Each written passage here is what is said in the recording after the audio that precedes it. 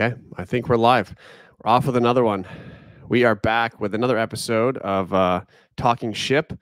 I have my good buddy with me today, Andrew Hurley. I asked him to come join me, and he said, only if you promise to wake up at like 5 a.m. to do the show, I'll do it with you. And I was like, okay, all right, I'll get up 5 a.m. for you. You get up early anyway, though. Yeah, I do. I already made Danny her coffee and her smoothie for the day. I already fed the dogs. Already picked up the dog poop out of the yard. Yeah. I have a very productive morning already. Nice. Me too. What kind of coffee do you drink? Same. I have an X Bloom. It's like what's it called? A Keurig, but for pour overs. So it's got pods that have 15 grams of unground coffee, and it's a whole machine that has a grinder, a scale, and then a pour thing. So it's like this big tower, and you put water in the back thing, just like you would a Keurig, and it has a pod just like a Keurig. And then it has an NFC card, like a reader that on the top of it, and then a card with the beans that you buy. Like you buy these pods from different roasters around the world. So the roasters get the pods and they load their stuff in them, and then they sell the pods? Okay. Yep. Yes. Interesting. And there's a marketplace through xbloom.com or whatever their website is. And then you hit the NFC chip to the top of the thing, and then it has the like temperature of the water, how much water goes through, how like fine the grind size is, or what the grind size is. It calculates all this based on what the roaster has deemed like will make the best coffee, right? That's kind of cool. And then you open the top of the pod, pour it in the top where the grinder is, put it in this little cup holder, which your coffee mug sits under, and then press a button, and then the cup thing, which is over the cup, moves over to where the grinder is. The grinder grinds into it, which is the same cup it's the pod that holds the unground beans, moves back, and then the pour spouts above it, and it heats up instantly and then starts pouring at different intervals that the roaster decides. So It's like legit pour over coffee, but as a Keurig, so you don't do anything. So I'm not manually pouring over. I just press a button. I have to see this thing. Feed the dogs. Yep, this is it. But there's like a pro model that's even better. And you have the pro because you're the man with all the toys. Of course. Okay. Wow. So roasters can decide to like opt into this X Bloom thing, and they have to like basically, is it getting popular? I don't know how it's selling. I mean, I'd imagine it's selling pretty well since they have a pro model already. Yeah. But it's got like Big Face, Big Face Roaster. It's in Miami. It's Jimmy Butler's roastery. Oh, really? Or it's like his coffee shop. Yeah. He's like a coffee nerd. Huh, I didn't know that about him. And they're like really good beans. Do you still, so you had a shop in Portland for a while, Oracle. Do you still have that? Do you still do anything with the beans or anything like that? No, I had to sell it because all the dumb CrossFit shit I owned put me in the hole. I'm just kidding. No, I mean, so I know you don't have a shop anymore, but do you do anything with beans, or do you have any like affiliation with the coffee business whatsoever? No, not at the moment. And we never roasted. We were like hoping to get a second location and then open up a roastery, but I think, with the pandemic and how things just weren't picking back up, it just, at some point, the wheels fell off. So, but that's fine.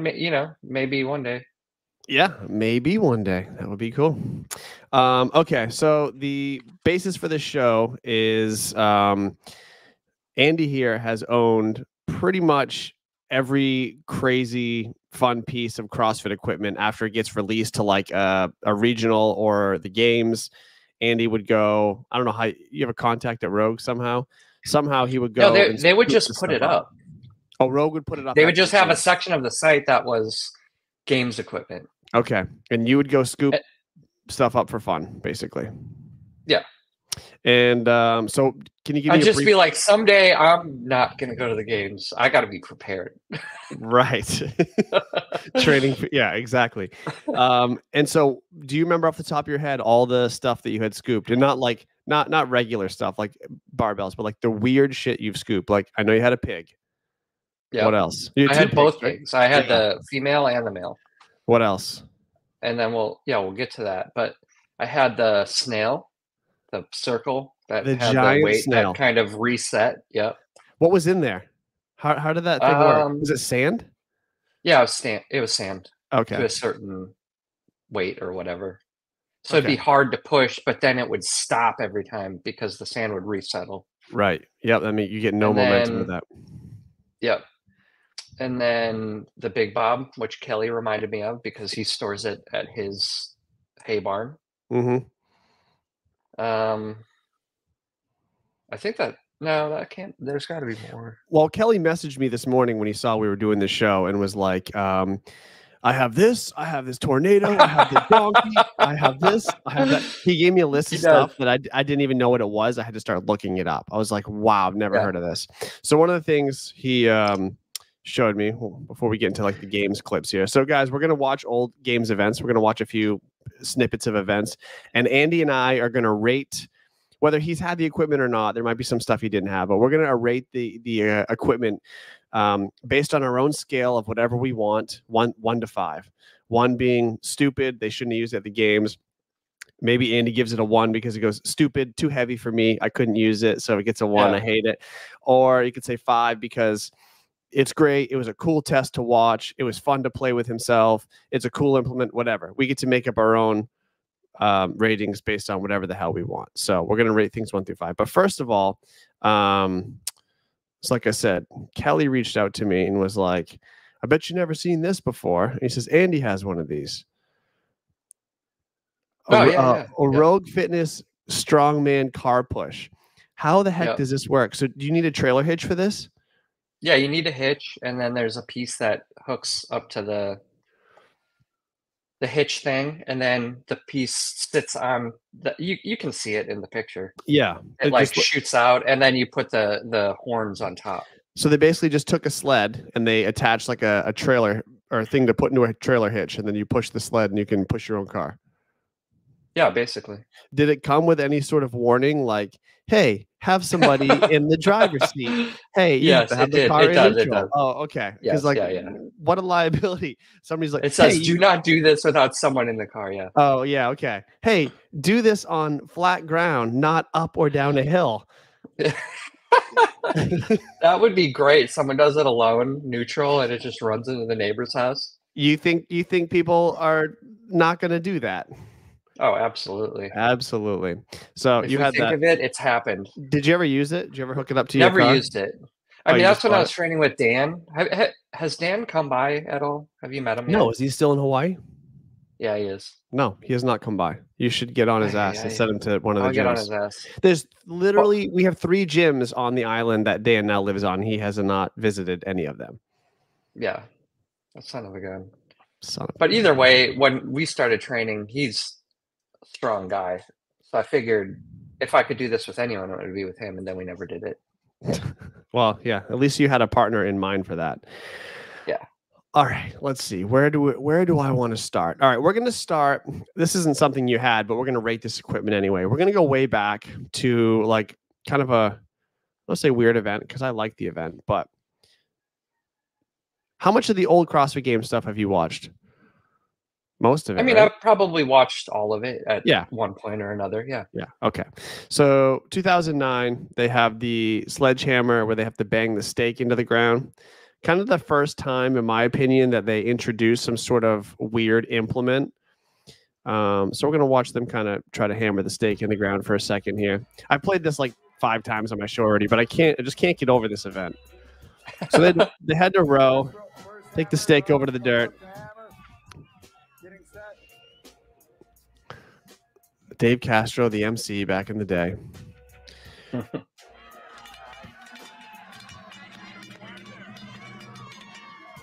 Creating a little hole. The sledgehammer and the stake. So they had to hammer it down so that the red line or the red tape was all the way in the ground, not visible anymore.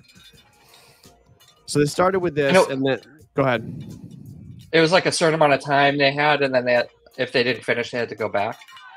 I don't remember this one. No, they just had to. I think they had to row, hammer the stake, and then row again. It was like super simple. I think the implement of the broken hammer, the implement of the hammer and stake was like the oh my god thing going on. You know what I mean? Yeah. Yeah, and I agree with this comment here. Asymmetric here is today. This is too dangerous because of the risk of finger loss. Can you imagine getting your finger between the stake and the hammer? Like 100%, absolutely. Because they're all holding it. I mean, this just seems really dumb. Like, what fitness is being tested? This is all skill-based, all accuracy-based, which, of course, is a component of CrossFit. Yeah, but it's like, I don't know. I feel like the component of accuracy is in addition to testing your fitness at the CrossFit Games. Yeah, well, I would say that one's just pegboard is accuracy, right? Pegboard was... Sure. They introduced that, and there's a component of accuracy that you have to be fit enough to do it and accurate enough to know, like second nature where to put the peg. I agree. I mean, literally, they do test accuracy all the time. It's just on like this finite scale compared to like strength and speed and agility and things like that. But so anyway, I just showed that as kind of a little preview because I think this counts as one of the weird implements at the games. So like a hammer and stake probably isn't that weird. It's weird to test, but it's not weird objects. This is the first time they introduced kind of a play on that called the double banger. Do you remember this? Yeah, this I remember. Yeah. This thing's ridiculous. When was the first CrossFit Games you attended? You've been to several. I think just that year that Danny was on team. That's the only one you've ever been to? Final year. No, that's the first one I went to. Oh, the first one. Gotcha. At Carson, the final Carson. I was going to say that can't be the case because we've pretty much hung out at the CrossFit Games every year except for last year. Oh, wait. Were you there last year? I don't remember. I think so, yeah. I think so.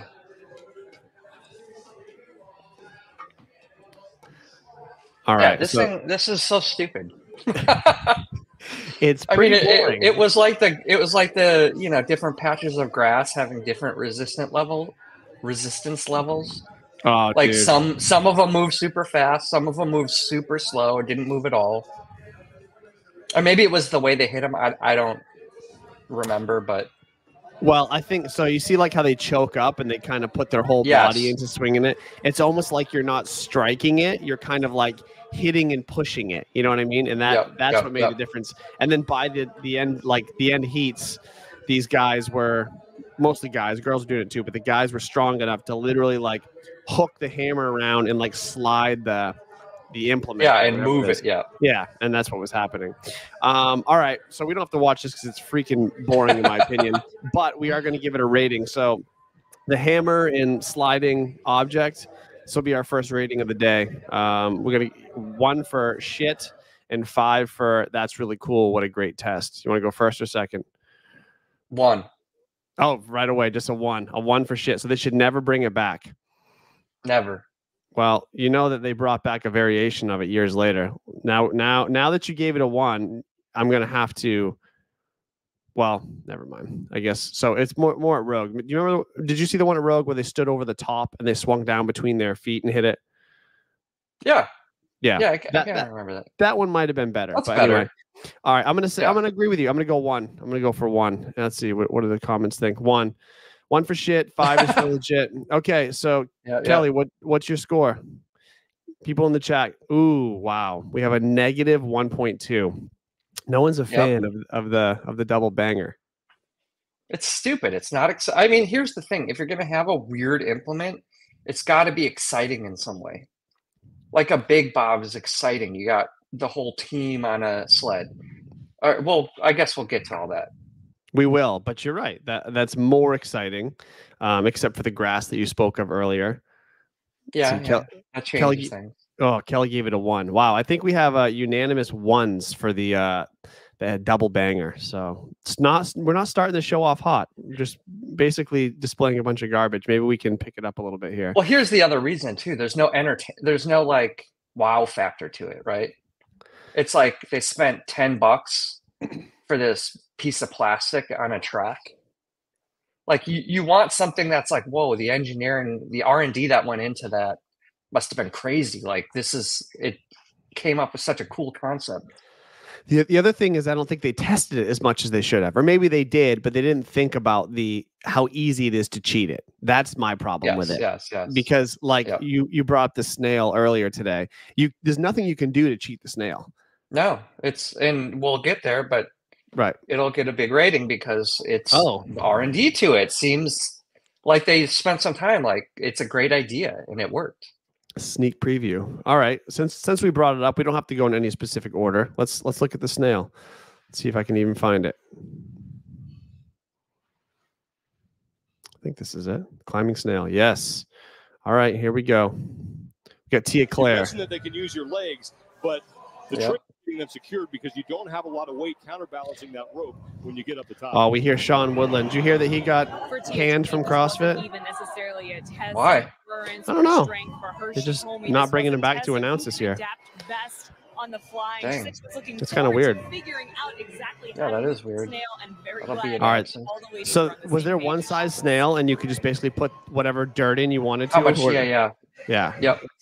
How much did you fill your snail to? I mean, it came empty and then, or not quite empty, but even so, it had a little bit of sand, so it still was hard to push, even though it was easier because it wasn't heavy. Wait, so what? I don't remember what weight it was. What did this thing look like when they delivered it to your house? Was it in this? Was it like on? It looked like that. Yeah. Are you serious? Yeah, All it was. It was freight. Yep. Could you like unzip the cover and look inside and see what it was made of? Yeah, there's something on the side. You see the square where the snail logo is? Yeah. Yes. You can look in there. That's where you fill it. And what was it? What's it made of? I mean, it's just foam. It's the same thing that like the pig, the pig 2.0 is made out of. But is it like just a giant wheel, a giant metal wheel inside? You know, I don't remember exactly what it was inside. Damn it. Who has it? Carlene may have it or something. I don't know. Oh, really? Yeah. Everyone up in the Portland area, including Adam Knifer from CrossFit 4 Vancouver, they all pretty much are going to get their hands on all Andy's toys because he's relocated. Yeah. So lucky people. Okay. So the snail's cool, like you said before. The weight inside, I don't remember what weight they used in the games. Doesn't matter. But the weight settles at the bottom. It's not like water where it's sloshing around. So you roll it a little bit forward and a little bit of sand slides forward and then settles. So you have to, you get no momentum when you push it. You just have to keep driving with it. Based on your experience, first of all, did you ever use it? I pushed it around a few times, but I never used it in a workout. Okay, just pushed it for fun. I mean, it's too big and unwieldy to move it somewhere and then have to deal with at the end of the workout moving it back. Putting it away. I was I'll just put it in this corner. Yeah. All right, let's give it a rating here. 1 through 5, 1 being shit, 5 being legit. You start. Okay, I'm gonna give the snail. Oh, this is tough. I'm going to give it a 3.5. I'm just going to go between 3 and 4. 3.5 for the snail. I think that, like we kind of already talked about, you can't cheat it, which is probably my biggest thing here. It doesn't have to be the greatest test of fitness as long as it does something, and you can't cheat to get an advantage. You have to just do the work. That's my biggest criteria in my head. Another point or another reason, I think it does look kind of fun. And it's not something that they would have ever had an opportunity to train with before the games. So it's new, you can't cheat, and it kind of looks interesting and fun. 3.5. Yeah, 4 for basically all the same reasons. And it's exciting. It's got the wow factor. It's this weird alien thing, like the stake and hammer or the double whatever the fuck banger. That's not exciting. You don't look at that wow, I could never have that. But a snail, you're like, wow, that's something that you could only do at the games because who's ever going to own one of those? Right. Besides me. Yep. And exactly. You can't train on it and you can't cheat it. And it's hard the entire time. And it's huge. And all of that is cool trying to think watch, I think. I agree. I'm trying to think of what you could compare it to. Like, what else would give you a similar feel to a snail? Like, what other implement, what other movement? The only thing I can think of that's even close, and we'll probably get to this next, is like the pig flip, but the second half of the flip. Once you have it up on your legs and you're going to flip it, that like upper body push as you're driving your legs, which is, again, another weird object. But I can't think of anything in the gym that you would do that would be similar to pushing the snail. Can you? No. Okay, so there you go. Uniqueness as another. Oh, you know what? I'm going 4 like you. That's it. I'm going 4 with you. Uniqueness gets another half a point, so I can change. It could almost be a 5, but I just don't think like bringing it back is cool. Like I wouldn't care to see it again now. Oh, that's the problem with a lot of these implements. A lot of these implements are definitely one and done. You know. Yeah. They don't have staying power. Yeah, that's an interesting point to have to like get a 5 almost in the criteria. Like, would you love to see it again? Yeah. Yep, that's interesting. All right, any ratings in the comments, guys? Before I move on, look at that, driving into it like a football player. That's how you do it. So, what do you think? Long arms, or do you like put your shoulder into it and drive with your legs, or do you think do you have to push it hand over hand like that, or? I think that's the way to do it. Okay. I have no experience. I mean, it's just moving smooth, you know. Asymmetric gears gives it a 2.3. Interesting rating. 2.3. I wonder what they don't like about it. This person is brutal in their ratings. Cutthroat. I mean, just keeping it real, I guess. Cutthroat, yeah. I respect it. I respect it. Yeah. Snail's cool. I think it's pretty cool. All right. Before we get to the next one, I want to take a little intermission with CrossFit Game stuff, and maybe you can share a story about this. I don't think this is something not a lot of people know about because it's from way back. You're adding value, fundamentally choosing the best materials. So Greg, for whatever reason, got excited about mountain biking, and he decided to create a CrossFit bike that he released on just CrossFit.com, I believe it was. Yeah. It's not that no one else has been building custom bikes as long as we have. Do you know the story? Do you know the story behind the bike at all, other than what they're going to tell us now? Maybe 40 years of experience, which is good. Yeah, I think I just watched this once when it was made. 250 years worth of experience on the floor. This is probably 10 years ago now, right? Yeah. At this point, well, 2016 probably. Oh, really? Let's see if I can find the year in the video. How good can you make it? I think it's. Oh, 7 years ago. 7 years ago. Okay. Oh, 2017. For some reason, I feel like it was like so long ago that they posted that on the website. I mean, it was Madison era. Okay, gotcha. I mean, yeah. Because I remember I got it, and then I had met Greg at some event and told him I had one, and he was so stoked. It was like an instant in. Like, I think someone was like, "Oh, this is Andy for Follow Boy, whatever," and he was like, oh, "Okay." But then I said I had the CrossFit bike, and he's like, "Excellent, my good man." And he's like, "Bring it to Madison, and we'll go for a bike ride." I didn't have it put together or anything yet, so I didn't do that. But I remember when that CrossFit Journal video came out, and I don't remember if there was a social media post about it or whatever, but I just remember hearing about the bike and like the hype around it, and it hit the website. I don't remember the price tag. I bet you don't remember it either. I don't know if you remember what it was, but it was like an expensive mountain bike. And pretty much everyone in the comments or everyone was like, who the hell is ever going to buy? I want to say around 5K. Okay, that sounds about right. 5K. Yeah. You have to be crazy to buy that bike. It's not worth that. Like just people just spewing shit. And then sure enough, I run into Andy. Andy, what's up? We just get talking. Oh yeah, I have the CrossFit bike. I'm like, yeah, I'm sure you do. I'm sure you do. But when you talked to Greg about it at the games, did he say that other people had bought the bike? I think it was kind of intimated that not a lot of people have. Right. That's maybe that's a reason he's excited that I got it. Like, oh, cool. You're one of the few people who got one. I think I was actually. Don't quote me. No. So this is how I remember it, because I'm 90% sure I was with you at that time. So we went. Yes. It was in Madison. We were up like in an upper level at one of those like boxes on the for the Yes, inside. yes. The inside. Yep. And someone was like grabbed you like, oh, Greg. Like the affiliate area. Yeah. But yeah. And so Greg was in there and they're like, oh, Greg wants to like meet you, whatever. So I was with you. We went in, you chatted with him, and I remember about the bike. And I think you said something to me after, like, Greg said I'm the only one that bought it or something like that. And I was like, okay, awesome. That makes sense. Yeah. So anyway, I thought that was cool because this was like such a hyped thing for a short amount of time on the CrossFit website. And I'm pretty sure you may have the only one left in existence. I don't even know if Greg still has his, but you have it, right? You still have it at your apartment. Yep. And and so that's pretty funny. It's like it's a CrossFit relic. So it's pretty cool. The man with all the toys. $5 now. No way. I mean, it's probably it. Have you taken it for even a ride down the street? Like hopped on it? No. So you have it. It's mint condition, never used, essentially. Mint condition, never used. PSA grade. My mom 10. and stepdad had it put together for me for Christmas one year. Oh, that's kind of cool.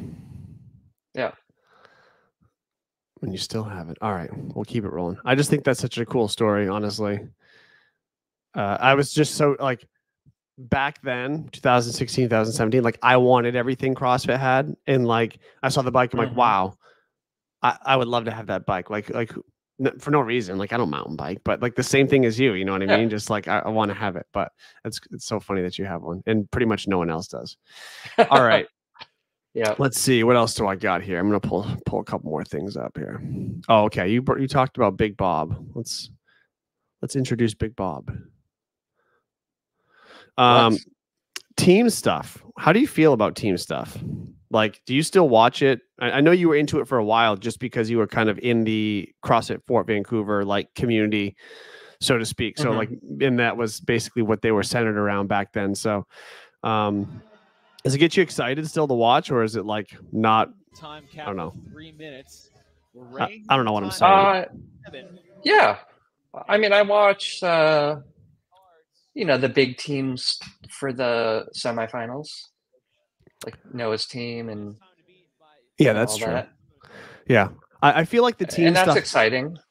I feel like the team stuff has like its ups and downs. If you're not like super connected personally with somebody on a team or like have someone to root for, in my opinion, it's hard to watch the competition in general. One, because even though I know quite a freaking bit about CrossFit, as hell. Exactly. If I don't study the event ahead of time and have to figure out what everyone's doing and when they're doing it, I don't even know what's happening. So I'm just watching essentially like organized chaos on a field or in a stadium. And so like, I don't find that appealing, but a simple event like this is pretty cool.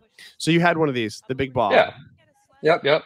And how did you use this? I think it was I think it must have been the same one. I think there was a 2.0 though. So I think it was a little different. But I obviously never used it. I kind of bought it just thinking like maybe Fort Vancouver or someone else in the area would use it. Do you know if they ever had a 4-person one, or is it always just 6? I don't remember. I think the one I have is a 4-person one. Oh, they rebuilt it. Yeah. Okay, so it's probably newer than this one. So they had the 6 and they have a 4 after that. Okay. Yep. Yeah. I literally, like I said, I cannot remember the team stuff because I just can't follow. I can't either. I mean, I think here's my take is during semifinals, probably no one watches it unless it's like, super team like Noah's team or whatever. And then you're kind of watching to see a team sweep. Right. But during the games, I think it gets a little more exciting for maybe the general viewer. But I think the problem is CrossFit does this.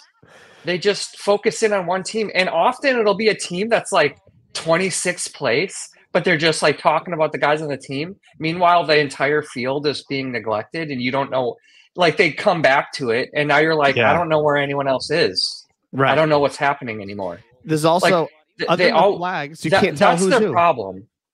Yeah. Well, that too. Yeah. It's just, it's the what's it called? The presentation. I mean, it's bad enough in individual where they do that kind of thing. Like, I'm watching semifinals this year and I'm like counting someone's reps and then they cut to someone else and they don't return to the person, and you don't know where they're at. Like it's fine to cut to people, but maybe have it, in You could do picture or whatever. split screen. Yeah, exactly. Split screen. Yeah.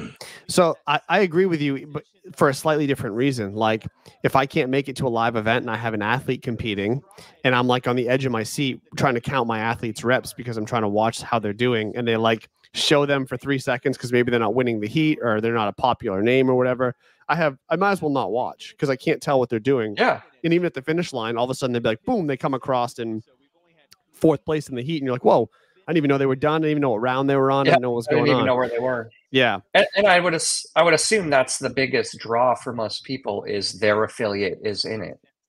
So they're watching their people from their affiliate. Yeah, I would agree. What it is supposed to be about anyway, originally. That's why Fort Vancouver is, the coolest, and I guess Invictus too, because they were these homegrown gyms that just were always good, always in it. Yeah. Yep. I would agree with that. And the culture at Fort Vancouver is obviously this is great culture in other gyms too, but that place is just like kind of unbelievable. Oh yeah. So all right. I guess we have to give a rating to the Big Bob. Kelly, if you didn't notice, says he thinks you have the 6-person one. Oh, okay. Well, never mind. I was wrong. I guess Fact checked. I guess you just don't, remember all those times you used it, hard to keep track of how many friends you get stuck on that thing. Yeah. All right. Rating for Big Bob. We'll throw both 6 and 4-person in there. Rating for the team sled, 1 through 5, 1 being shit, 5 being legit. You go. I mean, I'd say a 3.5 or 4 because it's a solid piece. I think it's a great piece that's only can be used by a team. Very team centric. Like I think the worm also fits that mold where it is a cool implement that shows like why training as a team is important, to understand the rhythm to it and like the being able to have your captains call out your reps. Obviously it's different for this, you're just pushing. But I feel like if anyone breaks early or can't like hold the pace, you're screwing the entire team because it's going to come to a stop. Yeah, so that's my take. And what was your score? 3.5? You said. Well, I'd say a 3 for this, but do you remember they had a Big Bob that had like I think a pull-up rig on it? Like it had higher. Yes, is that true? Yes. And then they do pull-ups on it. Now that would be a 4 because that's pretty cool. I think they had that. Geez, I have to remember specifically. They had the pull-up bar on there, and I think they would do like Fran at like a different station, like push the sled or something like that. I can't remember, but yes, I'm pretty sure they did. And my memory totally escapes me, but they also at some point, I have no idea if it was tied into the Big Bob or not. I just don't follow the teams close enough, but they had a moving handstand push-up piece of plexiglass. I don't remember if that was on the Big Bob or if they had to just carry it or Damn. I don't remember what they did, but they had a moving piece of plexiglass for handstand push-ups at one point, like across the field. But anyway, must have been on the Bob. Yeah, something like that. I don't remember, but I'll give the Big Bob. I'll give it a 4, just because everyone can test sled pushes, but nobody can test them essentially with a partner until you have an implement like this. I think you can. The reason, I almost just changed my mind. I'll give you a reason it's not a 5. 1, I don't mind if it comes back. I'm cool with it coming back for team competition, so maybe that's why it gets to be a 4. But I hate the inconsistency of pushing it on a field, like you had said earlier about how the sunny spots of the field are either faster or slower, and the shady spots are different, or some parts get wet, and just I don't like that it's inconsistent effort. So that's why I'm docking it a point. But I wouldn't mind seeing it back. Oh, see, yeah, look who just joined. Big Bob is funny because it depends what grass lane you get. Right, exactly, and that's why I docked it a full point. That's why they just give it to High Rocks, Wait, what do you mean? Give what to High Rocks?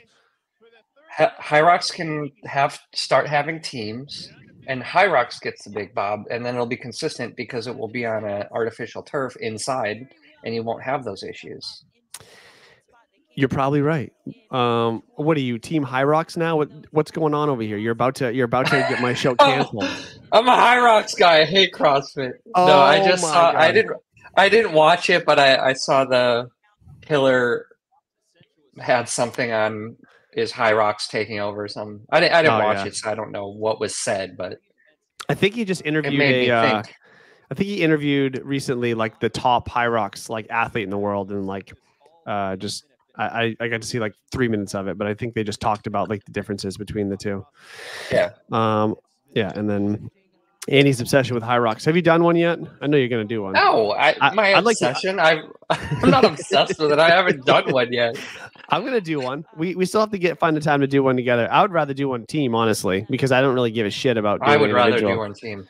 Yeah, I'd rather just like crush a team one. So we'll still have to find a date to do that. Yeah. I didn't end up doing the one in Anaheim when I moved because it was just too crazy. It was right around the same time you were moving, wasn't it? Like almost. Yeah. Yeah, that's insane. I came down to like accept, the truck of all our stuff at the house, but before we were actually living here, and I was going to do it the next day, but it was just too chaotic. But you're always down to do a race or something like on a whim too. Hell yeah! We're not going to get into the stories, but Andy and I, we ran the Maui Marathon together. Yep. We'll use ran loosely as our finish. We ran half of it. We did great on half of it. Oh yeah, we ran like a 2-hour half marathon, and then things got a little slower, and it got really hot, really hot. And then we did like the Spartan. What was it? Not the Ultra. The Beast. The Beast. So that was a half marathon through obstacles and through the woods and all that shit. And actually, we got screwed on that one because remember in the woods what happened? They made the trail so narrow in the woods that we got stuck like standing literally deep in the woods on like a trail for an hour, barely thick enough for one person to get through, never mind the traffic jam it created. And then everyone running the ultra version would just yell ultra, so they like had like the right of way to pass us because they were doing 2 laps, which pissed me off. I want to just push them down the hill. They should have waited in line too, but they just got to pass us, which made us take longer. Yeah, it was at least an hour. We were trapped in like the muddy woods, literally an hour, holding on to I was just talking to someone about this. Yeah. Who was I talking to? I think I was because I'm at Becca Voigt's gym now, training hard. Oh, cool. How's that going? It's great. Awesome. Best programming in the game. Wait. I'm just kidding. No, that's fine. Kidding. But when did you start there? Because it's funny. I just connected with Becca on Instagram like maybe a week or 2 ago because she's going to come on the show and talk about all her 1,000 games appearances. I don't know if that's anything to do with you joining up or if it's just a coincidence, but. Got to be a coincidence. I mean, since I moved here, because I would always drop in there because I can just do open gym, do whatever I want. But I've been doing classes because I don't know. You should do classes. I can't be lazy. You should do classes. I even do classes as much as I can, even though I don't want to do I hate doing my own programming. I hate seeing that I wrote it, having it up there, and then having to do it. I wish somebody like gave me like Seth's program that I'm like, oh, that's for me. Like I hate doing my own stuff, whatever. I could imagine. Yeah. It's weird. I always look at what's happening, and I saw pegboard ascents, and I was so bummed because for years I had a pegboard and there was never anything programmed. We always program them, but they're in the extra. They're always in the extra. So if you're looking this was in the normal. This was in the normal today. Yeah. Sorry. Maybe are you? I don't have the fitness to do extra anymore. So are you setting up anything at the new house for yourself? I was thinking about it. I was probably going to do PRX because their stuff is so like tidy and what the hell is that? It's that company that had. I think they were the first one. Sorry, I don't know where the camera is. That had instead of the Rogue having the pieces, the squat rack that goes back into the wall, PRX has one that just goes up and into the wall. Okay. And I think they might have been the first to do that because they obviously have that technology trademarked. But so it's super easy. You don't have to put it together and then pin it in and all that. You just put it up against the wall, and it has like a spring-based arm that puts it up and down, so it stays down. Is it just a squat rack, or can you do pull-ups on it and shit too? It's a squat rack with a pull-up thing that shoots out for kipping and all that kind of stuff. And then they have like wall-mounted plate trees and wall-mounted like kettlebell rack or whatever, dumbbell rack, all that stuff. Oh, okay. So they're pretty. It's like super. I mean, it seems like there's some athletes that are like sponsored by them or working with them or something. That's how I found out about it. PRX Performance. Oh yeah. Yes. Oh yeah. I've seen these. And it seems pretty good. Obviously, I wish Rogue had something like that because I just do that. But I don't know. Now that I'm at an affiliate, this is the first time I've ever been a member of an affiliate. I've always dropped in, obviously touring, but I've never been a regular. You know. That's kind of crazy. Cool. Like I love it. It's really fun. Like everyone knows me now, and I have like. I can't remember what it was called. It was a hero WOD on Saturday. It was, 100 deadlifts at 135. We did 115. And then it goes 3 rope climbs, 15 thrusters, 15 kettlebell swings, American style. But it was we did a partner style. So we split the 100 deadlifts, and then I did a rope climb, and then there were, Becca calls them rock climbs, where you hold on a, you know what I'm talking about? Like a rope pull up almost? No, you hold on a bar, like a pull up bar, and then you just pull up your legs and cross them. Oh, and no. You do three of those for one rope climb. So I did one rope climb. Well, the first round that my partner was able to do a rope climb, and then I did the second rope climb. But then after that, I just did one rope climb, and then we went in and did 3 and 3. I've actually never seen those. I'm gonna have to check that out. That's an interesting scale. I think it's a good scale. Yeah, that's cool. It makes sense because you're doing the pull-in motion and hooking your legs, and then luckily I had a partner who is very good at thrusters, so I could do like 5 and be done. Nice. That was great. But anyway, like it's great to be able to do partner workouts with someone. Being a part of, I'm glad that you're doing that, because I have to say, like, I assume it's the same for you as it is for me. Like, you're most of the year super busy guy, whether you're touring or just you have other stuff going on, appearances, things you have to do. And like for me, obviously, Danny and I super busy, running all the gyms, online company, all that stuff. And so it's really challenging to decide after you've had a long day, things you have to do, to go motivate yourself and be like, I'm going to work hard now. I'm like going to push myself. I'm going to crush myself. It's really hard. And I know, and I know you've been good about it, because you know, we talked for years and years about this, but you do what you can on the side. But there's a difference between, you know, spending 30 to 60 minutes on your own trying to work out and going into an affiliate or whatever and having like the energy of the gym push you. Like once you show up there, you forget about all the stuff you had to do before, and you just fall in line with the class. And they like, it's like self accountability. You know what I mean? At least that's how I feel. Oh, totally. And I mean, I feel like, hold on, someone's at the door. Damn it. No, go ahead.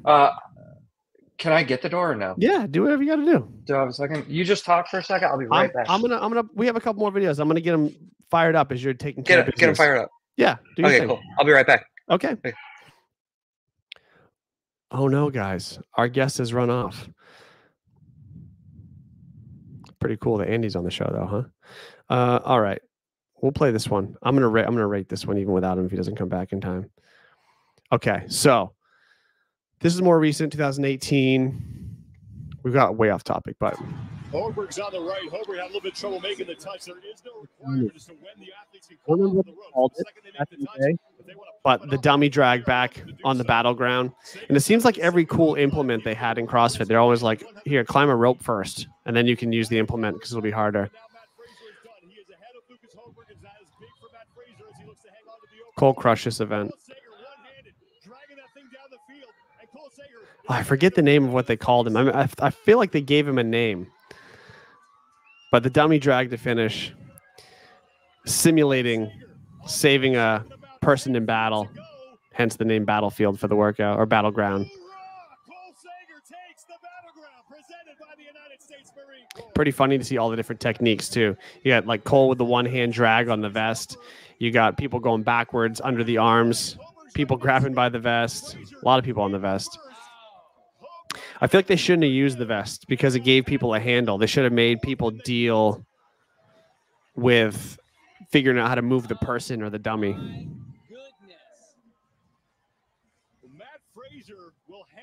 Asymmetric ears. I'm not sorry. You cannot unsee this.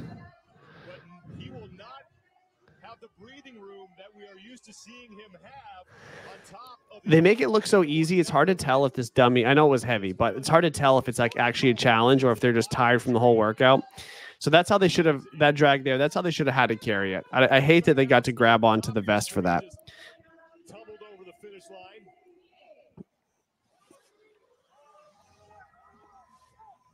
See, to me, that's just no good. Or yeah, use real people. Hear me? Yeah. Hey, he's back. Yeah, I can hear you. Sorry. We just watched a little clip of Battleground where they had to drag the dummies to the finish. Oh yeah, I remember that. Did you ever get a dummy? Yeah, never got a dummy. Too weird. Right. That was going to be my next point. Is like, do you walk into the gym and the dummy's like laying over something, and you're like, who's dead in my gym right now? I mean, I think that one's actually okay, like pretty good because it's it's a thing that maybe most people would gravitate towards CrossFit. I want to be able to do anything in any emergency situation and be prepared to drag someone or whatever. So maybe a military person or like a firefighter. Use the dummy regularly, especially if you could do like practice the fireman carries or whatever, like over or the just shoulder. A regular person who wants to be able to, help keep their family safe or in some crazy scenario to be prepared for that.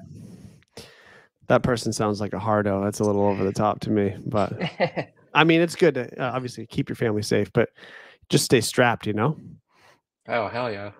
What was I going to say? Oh, let's rate the dummy just because. 1 through 5, you get to go. 3. Just middle of the road.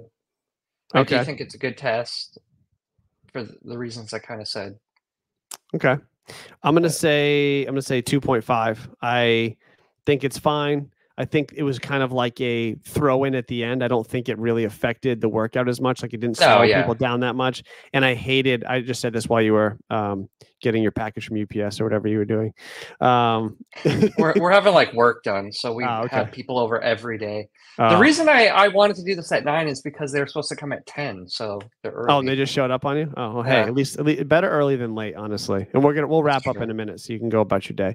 I'll give it a 2.5 just because I hated that they put the vest on so people could grab the vest and drag it. I wish it was like, I don't want to say a naked dummy because that makes it weird, but like you'd have to like manipulate the person and not use like the vest. I think that would have made it better.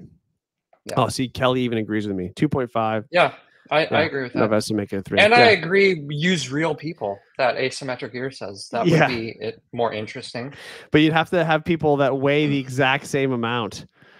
But I do think you're probably right that it will be dropped for me now in rating because it did absolutely nothing to shake things up in any way, shape, or form. It's just like a viewer thing. It's like I do think the point of a weird implement is it's a thing no one could or would even think of training on, that could potentially throw things up in the air. I think actually one thing I do like about Adrian Bosman, I think we've talked about this before. I think he threw in too many like curveballs. Yeah. But I do appreciate that he threw in these curveballs his first year that absolutely shook things up because his was genius because it was stuff that is in the original CrossFit videos or literature or like stuff. These are things people should have been working on, like the gymnastics skills that obviously is his focus, I guess. I agree. I think what he did differently than Dave, and it's not better or worse, it's just different, is Bosman wanted all these new like variations and progressions of movements, which forced coaches and athletes to scramble and say, okay, I really need to think about what's coming next, not just about getting good at what we have in front of us. Because if I don't practice or figure out what's coming next, when they release it, I'll be a little behind those who did figure it out. So it made you forward think a bit more, as opposed to just like, I have to get faster at my double under. I have to get faster on my hands. I have to like,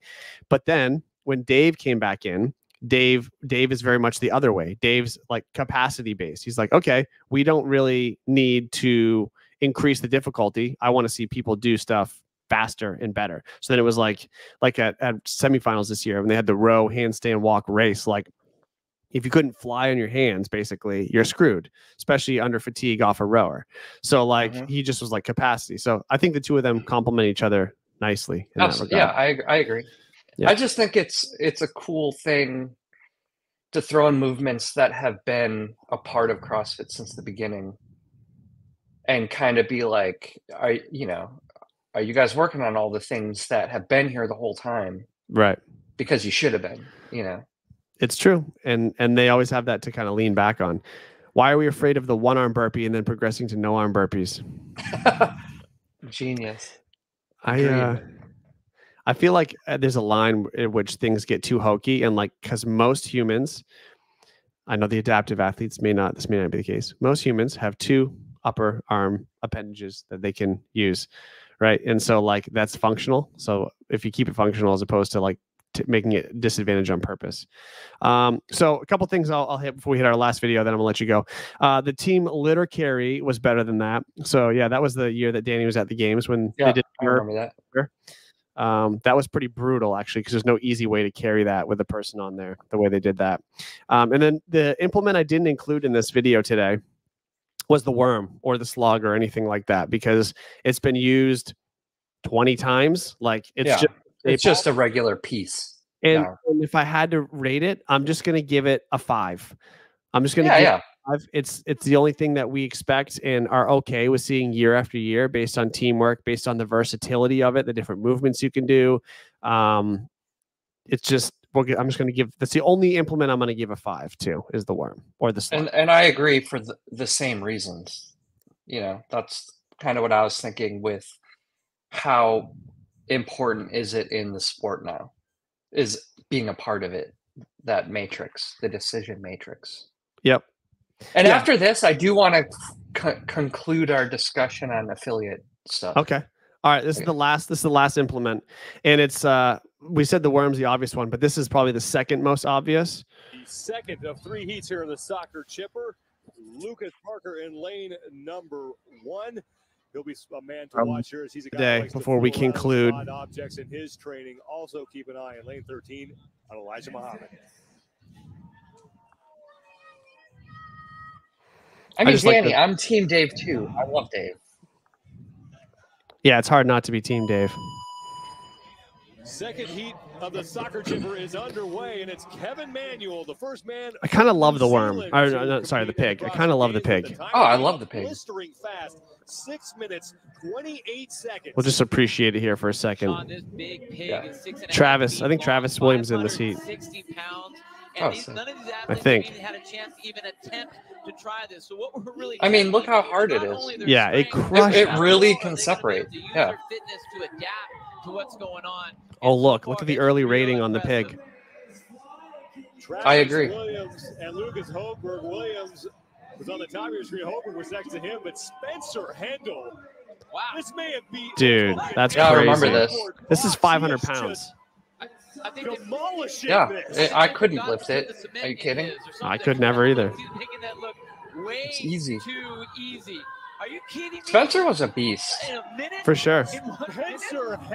I think I was at this. I think this is the one I was at, and I got his jersey after this. Oh, really? Event. I think so. I think this was the event. Spencer was great. I kind of briefly knew him from, Reebok CrossFit 1 or whatever in Boston that I visited for training. What was it called? Games prep. Yeah. Oh my God, it escapes me. I went down there a bunch of times too. Shit. But I met him there, and he was always super cool to me. Yeah. Yeah, everyone was cool down there. I loved that little get together they had for games training. That was so that's fun. where I met James, and that's all that. Yeah. And yes. DV, of course. Oh yeah, he won't come on my show. Oh man, why? I'm just playing. I reached out to him a few times. He's just been busy. I think he would if I could find a good time. Yeah. Okay, so let's rate the. I think you already did rate the pig, but 5. I'm gonna give it a 4.5. 4.5. I think the only reason I'm taking away half a point is because it gives such a massive advantage to the bigger athletes like the Spencer Hendels who can use their leverage over it versus you can be a very strong, super strong, short athlete and you don't get the same advantage because of the lever length of it. So it's very specific to a certain type of athlete, even though it's cool. I like to see it. They can bring it back anytime and I won't be mad about it, but I'm docking it half a point because of it. Yeah. I'd still say 5. I'd say 4 for personal use because of exactly what Danny's saying. I only use it as a seed. I used it a couple times, and it's definitely more usable than like the snail. But I'd say like the flipper or whatever, where you can kind of load it, like the original pig is a bit more sensible for, a civilian to own because it's not going to be 350 pounds or 500 pounds the entire time. You load it up to that weight. Did you have the green flipper like from the Burden Run, that thing too? No, I just had the flipper that like I saw Rich had like a couple years ago. Oh yeah. A newer thing. Yeah, a newer implement. Yeah, I remember that.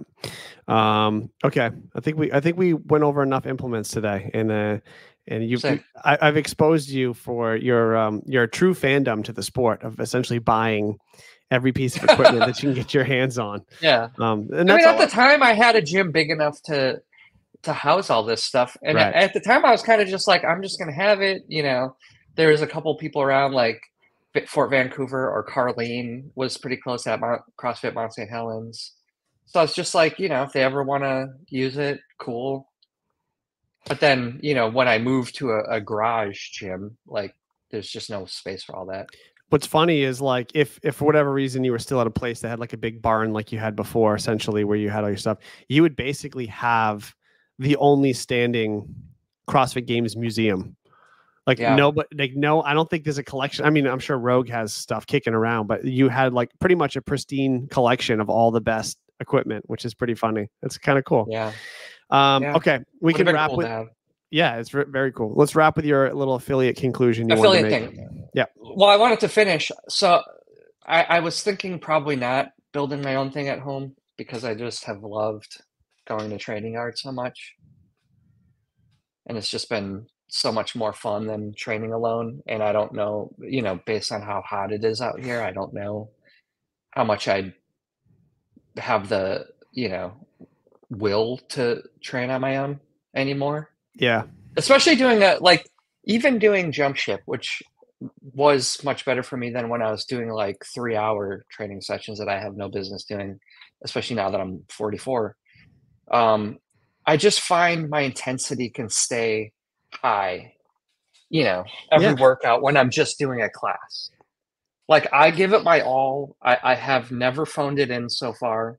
We just did a sandbag over, 40-inch box, air bike workout, partner workout actually.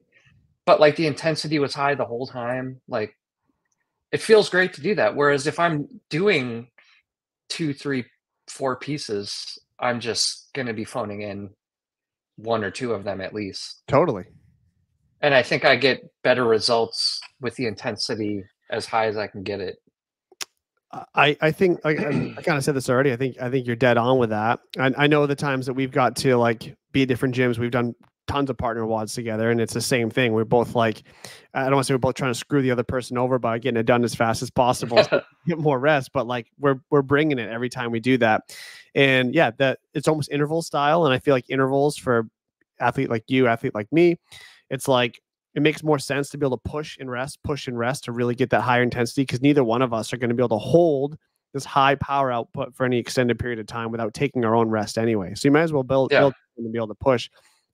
Doing it with somebody else kind of raises your own personal accountability. You don't want to be that guy that lets that person down or want to be that guy that has the bad day. You never want to do that. It doesn't even matter who the partner is. You can be friends with them or not. You just don't want to let someone down. You want to push the whole time with that person. It makes it easier to apply intensity. So I think it's the best thing for you. And I'm the same way. I don't train by myself unless I absolutely have to. Otherwise, I'll jump in a class that I'm not coaching and do it with them because it's much more fun that way. But yeah, I'm stoked to hear you're a part of affiliate. I think that'll be the best thing for you.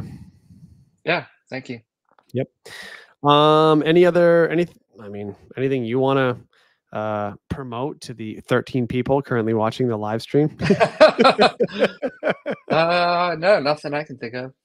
Are you off tour for a while? Yeah, we just have a couple festivals. We have a festival in Ontario in August, I think. Mm-hmm. And then the big one in October. Riot Fest in Chicago in September, and then When We Were Young in October. Danny and I will be at When We Were Young for sure. Hell yeah. Yeah.